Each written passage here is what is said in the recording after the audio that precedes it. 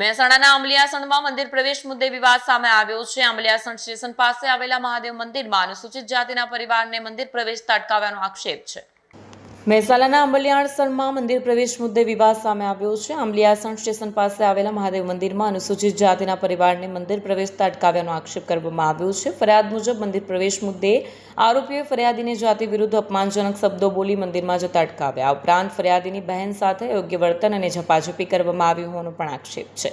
ફરિયાદીએ જાનથી મારી નાખવાની ધમકી આપવામાં આવી હોવાનો આરોપ પણ કર્યો છે। આ મામલે ઉપાધ્યાય પિંકીબેન તેમજ તેમની દીકરી બંબુબેન અને ઉપાધ્યાય કૌશલભાઈ સામે પોલીસ ફરિયાદ નોંધાઈ છે। ફરિયાદમાં એટ્રોસિટી એક્ટ સહિત પોક્સો એક્ટ હેઠળ ગુનો નોંધાયો હોવાની વિગતો સામે આવી છે। હાલ સમગ્ર મામલે પોલીસ દ્વારા તપાસ હાથ ધરવામાં આવી છે। ફરિયાદમાં કરવામાં આવેલા આક્ષેપો કેટલા સાચા છે અને ઘટનાની વાસ્તવિક હકીકત શું છે તે પોલીસ તપાસ બાદ સ્પષ્ટ થશે।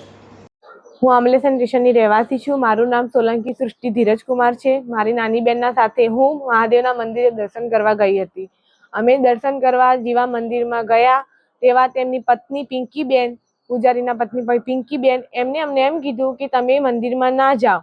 મેં એમ કીધું કેમ ના જઈ શકું? તો એમને મને એમ કીધું કે તમે જાતે એસસી કેટેગરીના છો, તમે ભંગી છો, તો તમારે મંદિરમાં ના જવાય। તો મેં એમને એમ કીધું કેમ ના જઈ શકે, તમે મને એનું પ્રૂફ કરી અને આપો।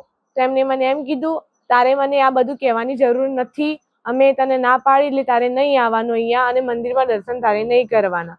તો મેં એમને થોડું કીધું, મેં કીધું કેમ ના જઈ શકું? તો એ મને ગાળો બોલવા માંડ્યા। મને એમ કીધું કે તું જતી રહે તો તને મારીશ ને એમ તેમ મને ધમકી આપવા માંડ્યા। તો મેં એમનો વિડીયો બનાવવા લાગી। તો વિડીયો બનાવતી હતી તો તેમની નાની છોકરીને ખબર પડી।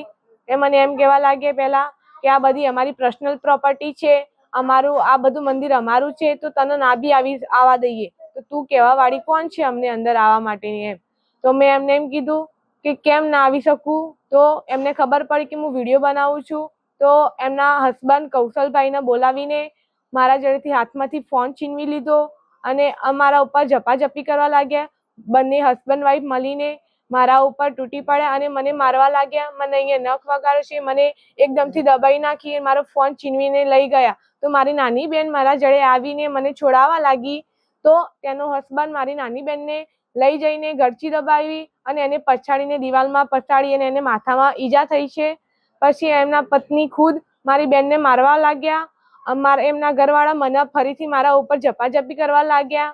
પછી અમને ધમકી આપવા લાગ્યા કે જો તમે આગળ જઈને ફરિયાદ કરશો તો અમે તને મારી નાખીશું અને જો તું એસસી કેટેગરીની છે, તું કશું કરી નહીં શકત અને ગામમાં રહેવા નહીં દઈએ અને એમ કહેવા લાગ્યા। અને મારા મા બાપ નથી, મારી મમ્મી અમદાવાદ કમાવા માટે બહાર ગયેલી છે, હું અને મારી નાની બેન મારા દાદા સાથે રહું છું, મારા પિતા નથી।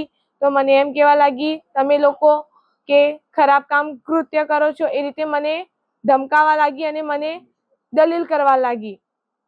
પછી મેં એમ કીધું તમે મને આ રીતે ના કહી શકો। પછી એના ઘરવાળો પછી આવીને મને લાપોટ ઝપટ કરવા લાગ્યો અને મને બરાબર શરીરે બે રીતે ટચ કરવા લાગ્યો। મારી નાની બેનને બી આખી દબોચી નાખી, એના ઉપર ચડી બેઠો અને ગળચી દબાવવા લાગ્યો। પછી એને ફોન છીનવી હું મારો બચાવ કરવા માટે થઈને બહાર ગઈ અને હું કોકની મદદ લેવા ગઈ તો એ લોકોએ બહાર અંદર જતા રહ્યા અને મેં પોલીસમાં ફોન કર્યો। પછી એ લોકો આવ્યા, પછી મને ગાડીમાં બેસાડીને લઈ ગયા।